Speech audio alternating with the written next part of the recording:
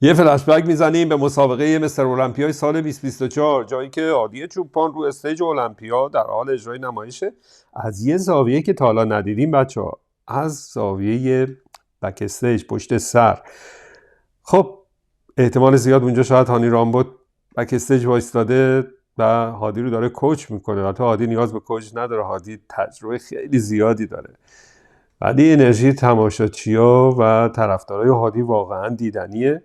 این پست رو امروز پیج مستر المپیا منتشر کرده. البته کار روتینه، هر هفته حداقل 2 تا پست فکر کنم از هادی چوپان منتشر میکنه. میدونه که هادی تو تمام دنیا طرفدار داره و برترین ورزشکار این روزای دنیای بدنسازیه. خب اینا رو صحبت کردیم، بریم سراغ تمرین امروز هادی چوپان که باشگاهش برق نداره. اینو گذاشته و کلی گله و شکایت کرده که چرا ایران در سال 2025 هنوز باید مشکل برق داشته باشه. خب واقعا این چرا رو کی باید پاسخ بده من نمیدونم. حالا زیاد وارد این بحثا نمیشیم، بریم سراغ هادی چوپان. در مورد اینکه مستر المپیا واقعا به هادی چوپان میشه گفت وزنه خیلی زیادی میده. میدونه که هادی چوپان یکی از برترین ورزشکارای چند سال اخیر هست. به عنوان مثال توی 3 سال اخیر رو فقط بخوام بگم که هادی چوپان یه قهرمانی داشته، 2 تا نایب قهرمانی. هیچ کدوم از این بچه‌هایی که الان رو استیج هستن، سامسون داوودا، درک لانسفورد، در واقع میشه گفت که این رکورد رو ندارن. پس هادی الان میشه گفت بهترین ورزشکارشون هست و باید هوای هادی رو داشته باشن. هادی رو فراموش نکردن و ما هم همینطور پشت هادی هستیم و همیشه طرفداریشو میکنیم و امیدوارم که امسال با تصمیمی که گرفته و آرنولد کلاسیکو انصراف داد بتونه با ورژن خیلی عالی، با اون چیزی که دوست داره، با اون حجم بتونه بیاد و روی استیج ما درخششش رو ببینیم.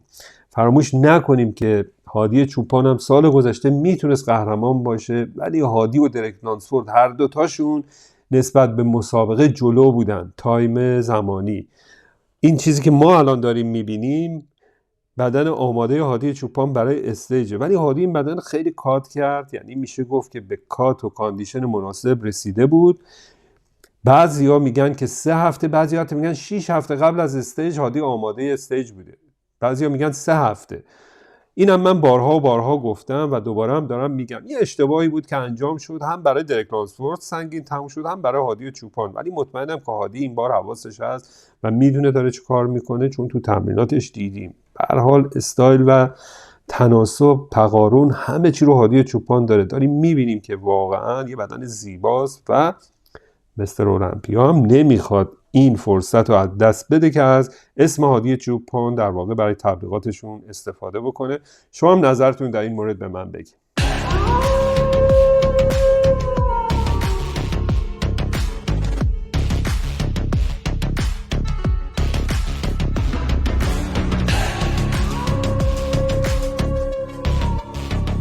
سلام، وحید هستم. به چنل خودتون فیتکن خوش اومدین. امیدوارم حالتون خوب باشه. بریم سراغ درک لانسفورد بچه‌ها و آپدیت جدید درک ابزنتایز و چقدر فرق کرده درک تو این چند روزی که ما داریم ازش آپدیت های پیاپی میذاریم.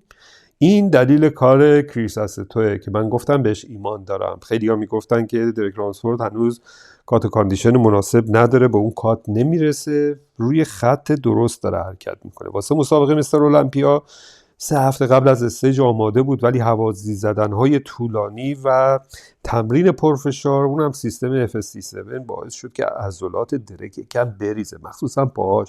عضله‌های بزرگ بیشتر تحت تاثیر قرار میگیرن. به هر حال درک اون اشتباه رو نمیکنه و داره روی لاین و بهترین حالت خودش حرکت میکنه.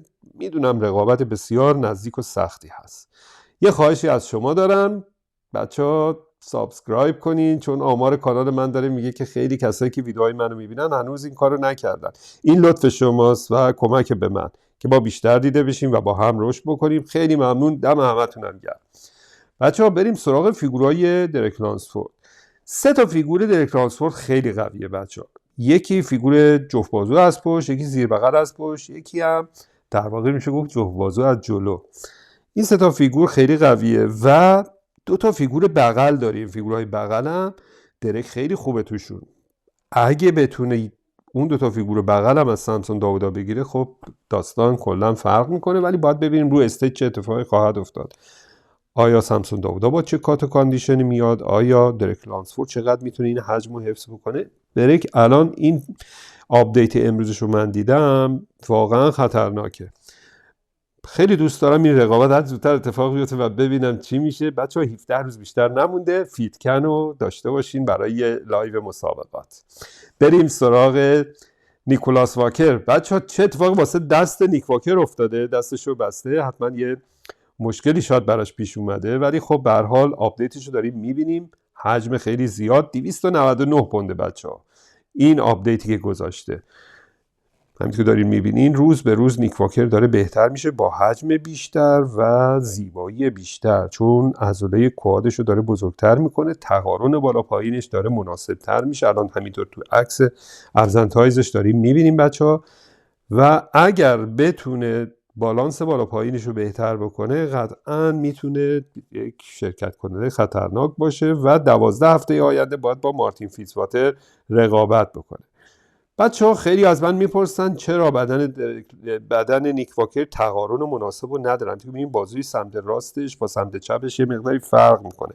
عدم تقارن تو بدن یا آسیب دیدگی میتونه باشه، یا عدم تعادل تو تمرینات، یا تورم و التهاب، یا شرایط فیزیولوژیکی و عصبی، یا مثلا ژنتیکی باشه، یا حتی دیورکتیک ها که اونایی که برای خارج کردن آب یا داروها باشه.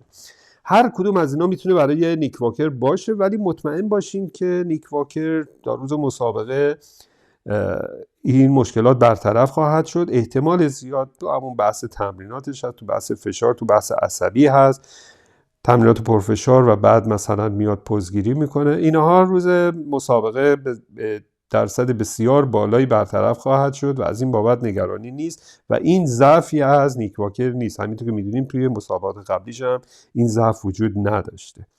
نیک واکر خیلی خوب شده و باید ببینیم رقابتش رو با مارتین فیتزواتر. خب بریم سراغ اندرو جک و آپدیت جدید، مونالیزای دنیای بدنسازی. بچه‌ها این روزا با تمرینات منظم و پرفشار، البته به سبک اولد اسکول بادی بیلدینگ، همونطور که میدونین در سبک قدیمی ها مثل آرنولد شوارزنگر تمرین میکنه.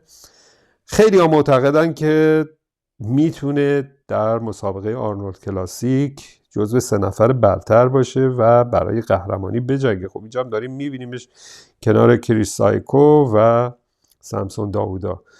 به هر حال سبک تمرین همینطور داریم میبینین چه قطر زیادی داره سرشونهش. امروز یکی از بچه ها پیام فرستاده بود به من که سرشونه های ایشون سنتوره. گفتم نه، به هیچ عنوان تفکیکش رو ببینین، مشخصه. اصلا فکر نمی کنم سنتور توی سرشونه های اندرو جک باشه. بعضی ها میگفتن تو بازوش هست که خودش اومد پاسخ داد و گفت من این کار رو نکردم، ولی اگه میتونین به تمیزی من انجام بدین برین شما هم انجام بدین. پاسخ خیلی دندون شکنی بهشون داد. بچه‌ها اندرو جک 3 تا فیگور خیلی قوی داره.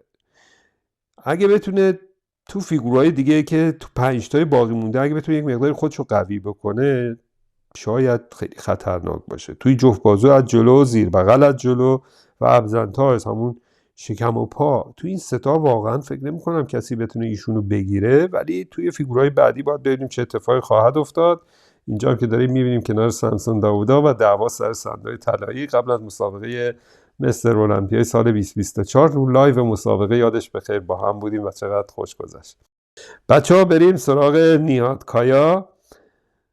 این آپدیت جدید نیهاد 22 ساله. بچه‌ها امسال اگه پاش به استیج المپیا برسه، من فکر می‌کنم میتونه حتی توی تاپ 5 قرار بگیره و شاید مقام بهتر کنار مهدی جابری گذاشتمش. بچه‌ها شما نظر بدین، فکر می‌کنین مهدی ما بهتره یا نیهاد کایا؟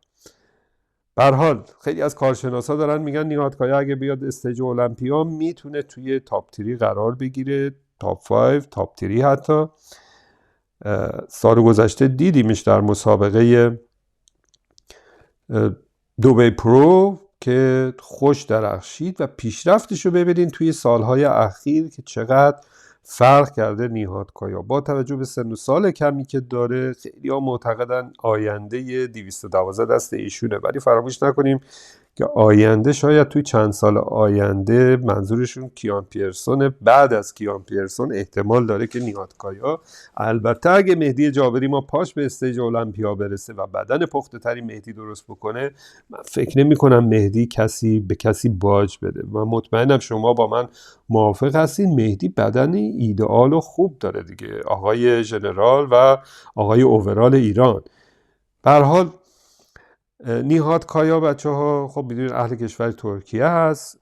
سال گذشته یه مسابقه داد روی استیج دبی پرو و اونجا به آنجل کالدرون فقط باخت، دوم شد، مقام خیلی خوبی کسب کرد با تجربه رقابت خیلی سنگین. آقای غفارنژاد ما بچه ها توی این مسابقه بود، فکر میکنم هفتم شد. حالا ببینین جعفر غفارنژاد هفتم و نیهاد کایا دوم. جعفر هم خیلی بدن آماده خوبی داشت ولی برای دبی اونقدر آماده نبود که رو استیج بیاد و در واقع میشه گفت که مقام خوبی کسب نکرد. بعد نیهاد کایا سال گذشته به خاطر ویزا تو هیچ مسابقه دیگه شرکت نکرد. باید ببینیم امسال چه کار میکنه، جواز المپیا رو میتونه بگیره و پاش به استیج المپیا میرسه. اون موقع باید ببینیم که چه اتفاقی خواهد افتاد. خیلی دوست دارم رقابت ایشون رو با مهدی جابری ببینم، نظرتون رو به من بگید. بریم سراغ محمد فودا بچه‌ها. محمد فودا هیچ تاریخی برای مسابقه اعلام نکرده، گفته امسال میخوام فقط حجممو اضافه بکنم، با استفان کار میکنه. سال گذشته بچه‌ها درخشش داشت توی شیکاگو پرو که جواز المپیا رو گرفت. بدن خیلی خوبی نشون داد اونجا. خیلی از کارشناسا گفتن آقا خیلی امید داریم که ایشون تو تاپ 6 حتی قرار بگیره. ولی بعد از اینکه جواز المپیا رو گرفت بچه‌ها یه دوره حجم و جالب خیلی نزدیک مسابقه المپیا بود و حتی تا فکر کنم 4-5 هفته قبل از المپیا تازه شروع کرد دوباره به کات کردن که من توی آپدیت هایی که میذاشتم به این نکته اشاره کردم، گفتم این به نظرم وقت مناسبی نیست برای این کار. یعنی یه ریسکی کرد، بدنشو دوباره رفت تو آف سیزن، یه مقداری حجم گرفت، دوباره کات کرد، نتونست کات کاندیشن مناسبی بیاره و تو مستر المپیا اصلا مقام خوبی نیاورد. تصمیم گرفته امسال فقط استراحت کنه، یه مقداری رو حجم بدنش کار بکنه، یه مقداری جزئیات بیشتری کار بکنه که بتونه بیاد رو استیج. بچه‌ها توی خاورمیانه خیلی‌ها معتقدن که ایشون میتونه بیگرامی آینده کشورهای عربی و مصر باشه. ایشون هم مصری هست. اون دیروز در مورد حسن مصطفی صحبت کردیم و بیگرامی، امروز در مورد محمد فودا. خیلی‌ها معتقدن که ایشون میتونه مثل بیگرامی بشه در آینده. باید بریم چه اتفاقی خواهد افتاد بعد از این یک سال استراحت. دوست دارم نظرتون رو در مورد محمد فودا بدین. اینجا هم که در حضور استفان داره فیگورگیری میکنه. از برنامه امروز فیتکن. خیلی خوشحالم که تا این ویدیو همراه من بودین. مراقب خودتون باشین تا برنامه بعد. خدا نگهدار همتون.